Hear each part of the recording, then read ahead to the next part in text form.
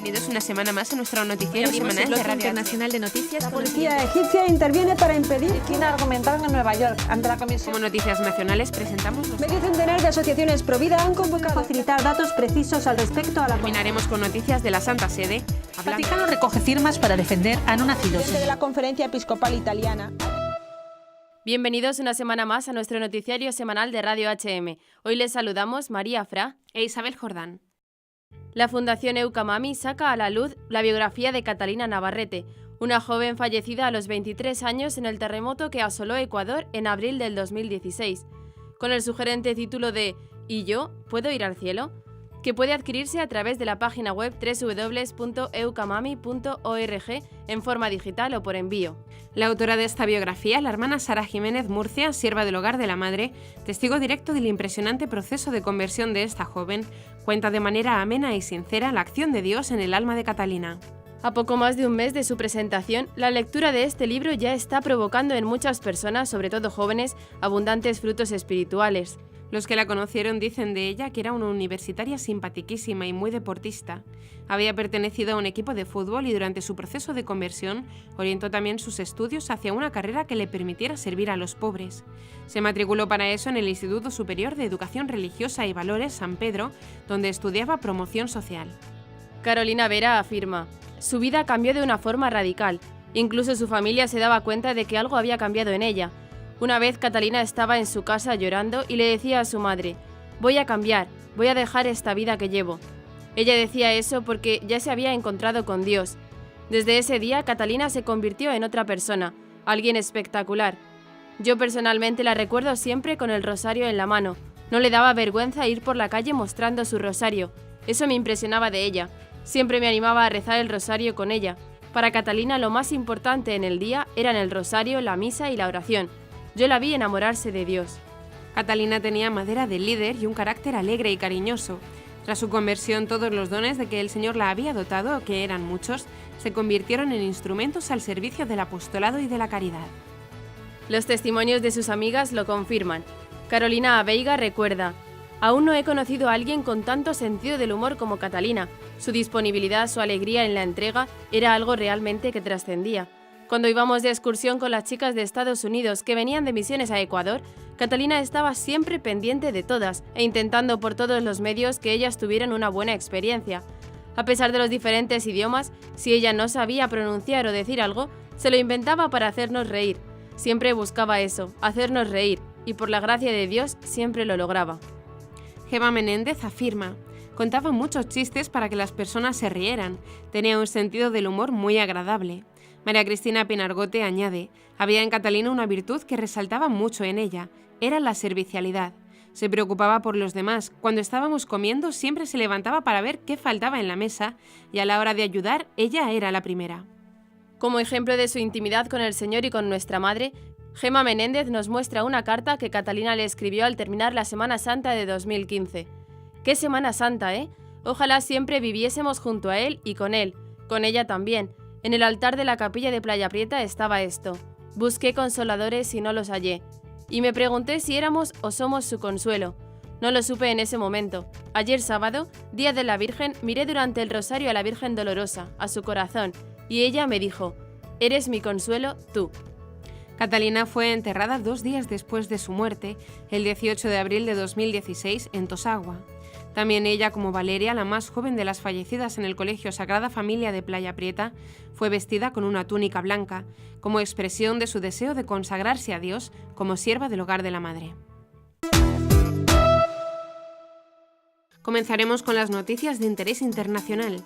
Turquía: descubren el lugar donde se celebró el primer concilio de Nicea. Bélgica: el ejemplo del rey Balduino. Brasil: imagen histórica de Nuestra Señora de la Luz es entronizada en la Catedral de Curitiba. Diócesis asiática celebra centenario de primera comunidad católica.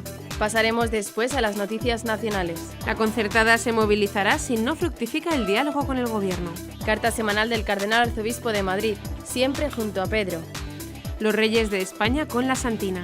Y por último comentaremos algunas de las noticias más destacadas de la Santa Sede. Iniciado proceso de canonización de sacerdote brasileño. Papa pide a los obispos venezolanos que acompañen al pueblo que sufre. Publicado calendario oficial de eventos con el Papa. El Papa escribe una carta al presidente de Nicaragua y le habla de reconciliación. En su catequesis, el Papa habló de la esclavitud del pecado y su liberación. Tras años de búsqueda, un equipo de arqueólogos han encontrado los restos del lugar donde se celebró el primer concilio de Nicea, uno de los lugares más importantes de la historia cristiana. El concilio reunió a obispos de todo el mundo a las orillas del lago Ascanio para abordar cuestiones fundamentales de la fe cristiana, como es el caso de la divinidad de Cristo, afirmado dogmáticamente en contra de la herejía arriana, y también se buscaba solucionar temas menos importantes, pero que habían causado polémica desde el segundo siglo en la era cristiana, como era la fecha de la celebración de la Pascua. El arqueólogo Mustafa Sahin de la Universidad de Uludag ha pasado años recorriendo las orillas del lago, hoy en día llamado lago Iznik, en busca de tesoros históricos de la época.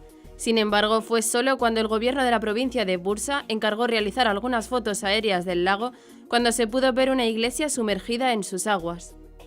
El equipo de fotografía en el ayuntamiento de Bursa ha estado tomando fotos aéreas del lago desde 2013, pero no había pensado en contactar a ningún experto, dijo el doctor Sahin, y añadió: entonces, cuando comenzaron de nuevo a capturar imágenes aéreas del lago, el miembro del equipo, Shafet Shilmad, se puso en contacto conmigo y me preguntó si los restos de la estructura podrían significar algo. Cuando vi las imágenes del lago por primera vez, me sorprendió ver claramente una estructura de iglesia. He estado haciendo estudios de campo en Iznik desde 2006 y aún no había descubierto una estructura magnífica como esa, expresó. Se cumplen 25 años de la muerte del rey Balduino de Bélgica, que murió el 31 de julio de 1993, cuando acababa de comenzar sus vacaciones de verano en Motril, Granada. Fue la propia reina Fabiola quien le encontró sin vida en la terraza de su casa de veraneo, donde tanto le gustaba retirarse para descansar, leer y orar. El rey Balduino subió al trono a los 20 años tras la abdicación de su padre, el rey Leopoldo III, y reinó durante más de 40 años, según señala el cardenal Suenens en su libro Balduino, el secreto del rey. El secreto de su vida residía en la profundidad de su vida espiritual, en su unión con Dios vivida día a día y traducida en gestos cotidianos de servicio a los demás. La oración ocupaba un lugar primordial en su orden del día. En general la hacía en las primeras horas de la jornada. A veces también iba a la capilla durante la noche. La oración matinal servía al rey para tomar una actitud de escucha y de disponibilidad ante Dios para servir mejor a los hombres. Era su audiencia junto al Señor para que le ayudara a estar atento a las personas que se iba a encontrar. Hoy intentaré estar particularmente atento a todos aquellos que el Señor ponga en mi camino, escribió en una ocasión. En su oficio, Balduino era muy consciente de la importancia que tenía su fe en la toma de decisiones.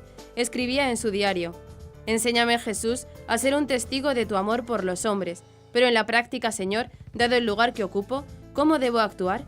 Espíritu Santo, no me dejes un instante, te lo ruego. Sé mi fuerza, mi sabiduría, mi prudencia, mi buen humor, mi dialéctica. La misa diaria era su momento fuerte, su manantial de agua viva en el desierto espiritual del mundo.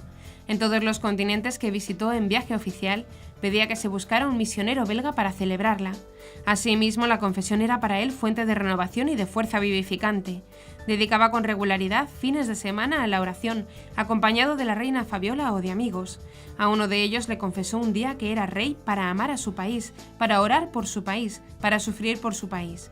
El pasado 31 de julio, en la misa celebrada en su memoria en la iglesia de Santa Josefina Vaquita en Motril, Monseñor Javier Martínez, obispo de Granada, daba gracias a Dios por su vida, por su persona, por su experiencia cristiana en un mundo tan falto de referencias como el nuestro. Desde 1902, la histórica imagen de Nuestra Señora de la Luz, en Curitiba, Brasil, estaba en el Museo Paranaense y el pasado sábado la imagen de la Virgen fue entronizada en la catedral durante celebración eucarística, quedando bajo los cuidados del templo hasta el 30 de septiembre de 2019, periodo en el que la archidiócesis celebrará el jubileo por los 350 años de la catedral.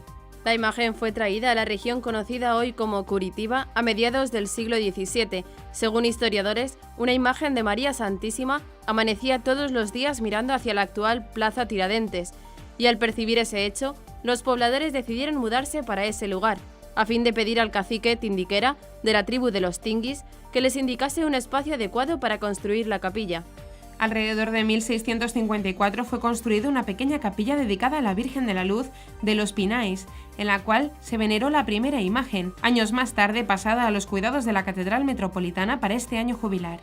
Según el director del Museo Paranaense, Renato Augusto Carneiro Jr., la imagen tiene una gran importancia histórica y religiosa para el estado de Paraná. Una gran parte del pueblo paranaense es católico y devoto de Nuestra Señora. Por eso decidimos ceder la imagen por un año para que los fieles vivan este año jubilar de la mejor forma posible. La devoción a Nuestra Señora de la Luz representa el esfuerzo de las personas que vinieron para Brasil, donde todo era diferente a Portugal. Al traer la imagen de Nuestra Señora, los pobladores demostraron la fe en que la intercesión de María les daría fuerza, coraje y esperanza para comenzar una nueva vida aquí, explicó el director. Millares de católicos participaron en este domingo 9 de las celebraciones con ocasión del centenario de la Comunidad Católica de la Diócesis de Quetapán. La ceremonia ocurrió en la parroquia de San José de Serencá, donde hace un siglo la semilla del cristianismo dio su primer fruto con la conversión de la tribu Dayak. Por causa de las rutas en mal estado, los desplazamientos en la región de Quetapán son muy complicados, siendo necesarias 6 horas de viaje a bordo de un vehículo para llegar a Serencá, desde Quetapán City. En 1910, 5 comerciantes chinos llegaron a la región y 3 de ellos permanecieron allí, estableciéndose en Serencá, que en la época solo era accesible a través de la navegación de imponentes ríos. Uno de esos comerciantes, llamado Tan Ahak, movido por un fuerte espíritu de evangelización, introdujo a los nativos de Dayak al cristianismo.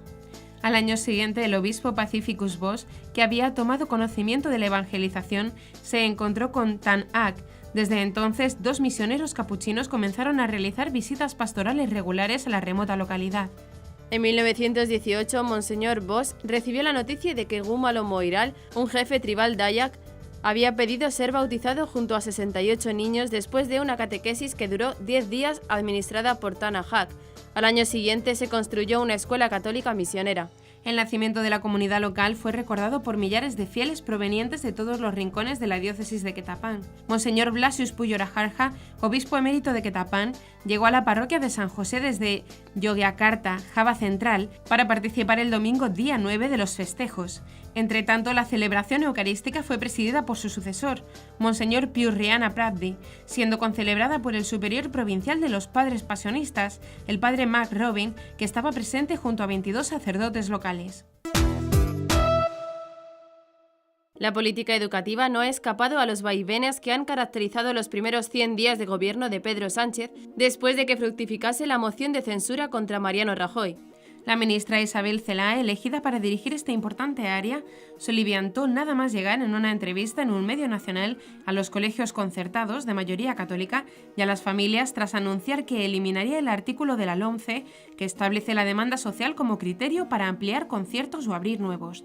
También cargó contra la clase de religión, a la que quiere restar valor dejándola sin evaluar y sin alternativa, y anunció una nueva asignatura obligatoria del estilo de la polémica Educación para la Ciudadanía. Luego confirmó estas primeras intenciones en su comparecencia en el Congreso, aunque más tarde en un desayuno informativo trató de calmar ánimos afirmando que si alguien dice que su departamento quiere acabar con la concertada, está haciendo fake news. Extremo que volvió a confirmar el martes 4 de septiembre en el Congreso de los Diputados, donde mantuvo su intención de retirar de la ley el criterio de demanda social. Entre la de cal y la de arena, la comunidad educativa que se aglutina en torno a la concertada, centros, padres, profesores, sigue preocupada, pues considera que eliminar la demanda social es de hecho atacar la libertad de los padres para escolarizar a sus hijos en un centro que responda a sus convicciones y limitar así la libertad de enseñanza amparadas por la Constitución. Todos esos alumnos que se quedan sin plaza en la concertada podrían ser enviados a un centro público que no tuviera todas las plazas cubiertas, aunque los padres no quisiesen. La ministra alegaba contra este derecho de los padres que no se pueden ofrecer los servicios públicos a la carta y que la planificación depende de la administración. En la carta que escribió esta semana el cardenal Osoro se expresa su oración por el Papa y explica: desde el inicio de su pontificado, el Papa Francisco nos ha dado ejemplo con su vida de cómo el Señor nos ha elegido y nos ha hecho miembros vivos de la Iglesia. Por pura gracia nos llamó a la pertenencia eclesial para estar dando vida siempre, esa vida que se nos regaló en el bautismo y que aprendiendo de nuestro Señor Jesucristo la damos sin guardar nada para nosotros. Nos recuerda que sabemos que hemos pasado de la muerte a la vida porque amamos a los hermanos, tal y como nos dice el apóstol San Juan. nos está mostrando con su actuar y con sus palabras que el que odia es homicida y no lleva vida sino muerte. Termina su carta dando las gracias al Papa y citando al apóstol San Juan diciendo: «Hemos conocido el amor en que Él dio su vida por nosotros. También nosotros debemos dar nuestra vida por los hermanos». El pasado sábado 8 de septiembre, en el santuario de Covadonga, tuvo lugar el cierre del año jubilar mariano que la Iglesia en Asturias celebró con motivo del centenario de la coronación canónica de Nuestra Señora, Madre de Covadonga, la Santina. El cierre del jubileo, presidido por Monseñor Jesús Sanz Montes, arzobispo de Oviedo, contó con la presencia de la familia real española, siendo el primer acto institucional que realizaba la princesa Leonor.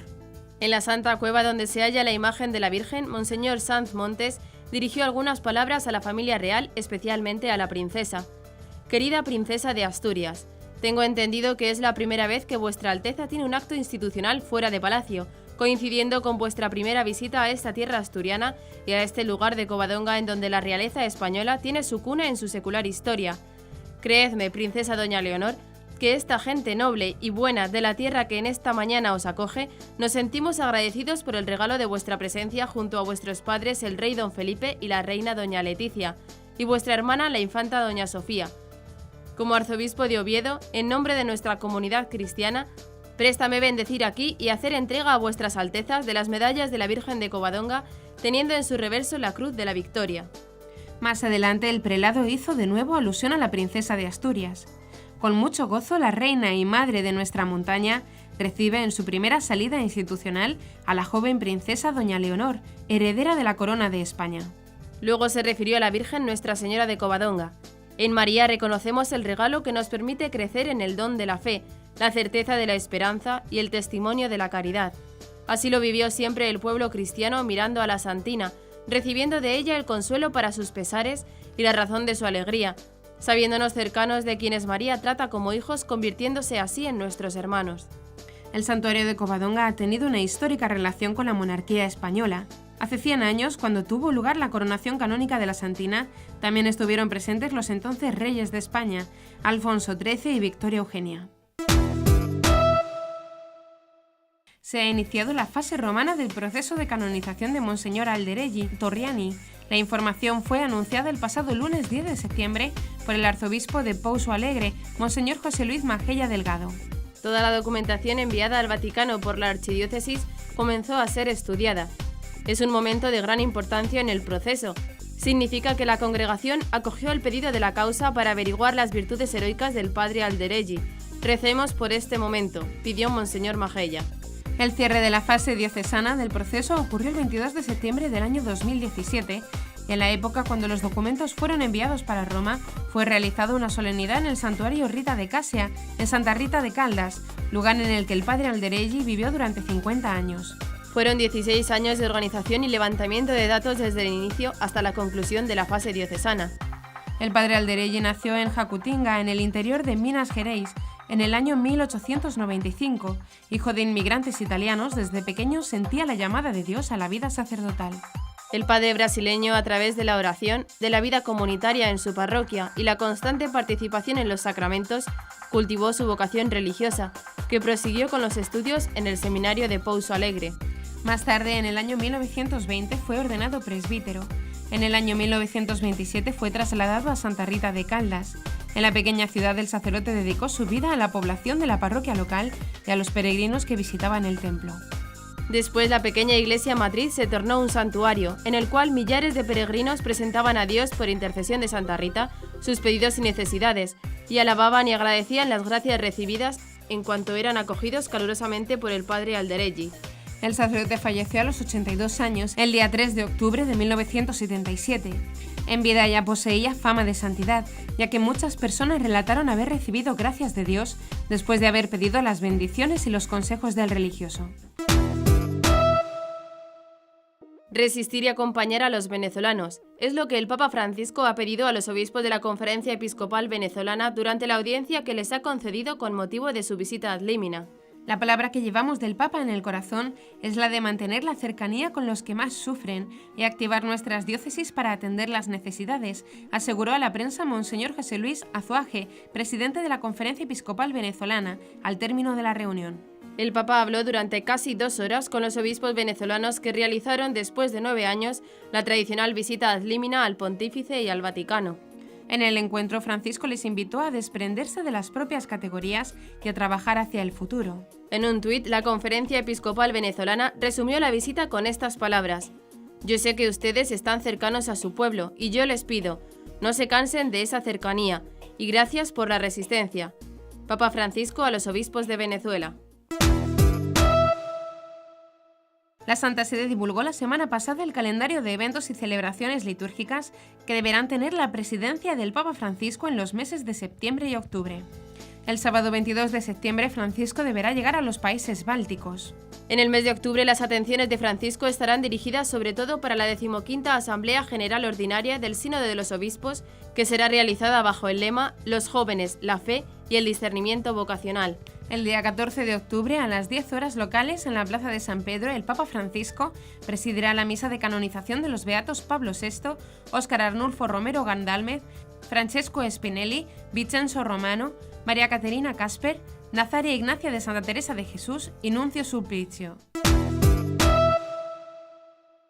El Papa Francisco ha escrito una carta al presidente de Nicaragua, Daniel Ortega, en la que apela a la paz y la reconciliación para solucionar la grave crisis que vive el país.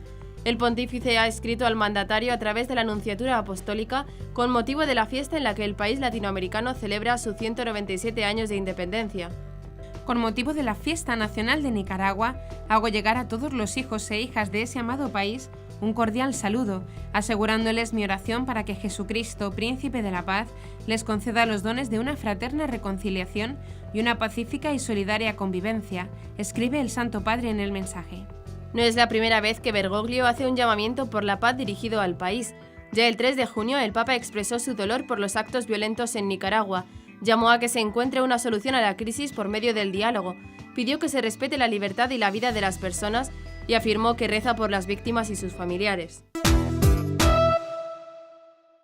Al tratar del tercer mandamiento del Decálogo, santificar las fiestas, el Papa Francisco, en la catequesis de la Audiencia General, observó que en el libro del Deuteronomio se establece este mandamiento para que el esclavo pueda también descansar y celebrar así el recuerdo de la Pascua de Liberación, es decir, conmemora el final de la esclavitud, ya que los esclavos, por definición, no pueden descansar.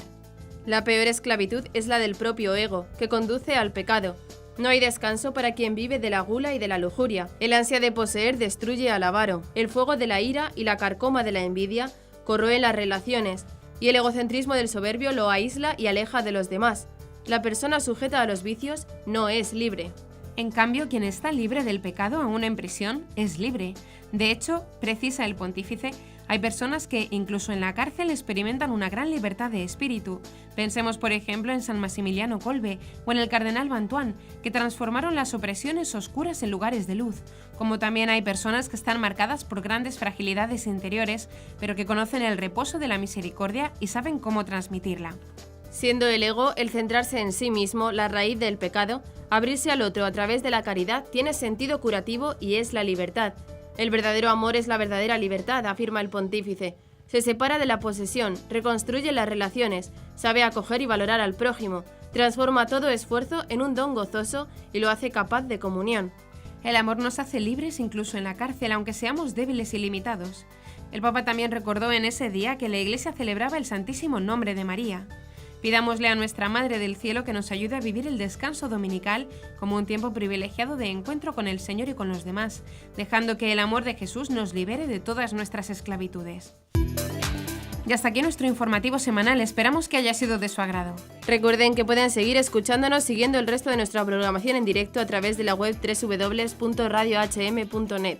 En ella podrán encontrar también distintos podcasts con los informativos anteriores y otros audios que también pueden ser de su interés. Seguiremos estos días informando de las noticias de la Iglesia y del mundo a través de nuestros breves espacios informativos que les ofrecemos todos los días cada media hora aquí, en Radio HM 88.9 FM y HM Televisión.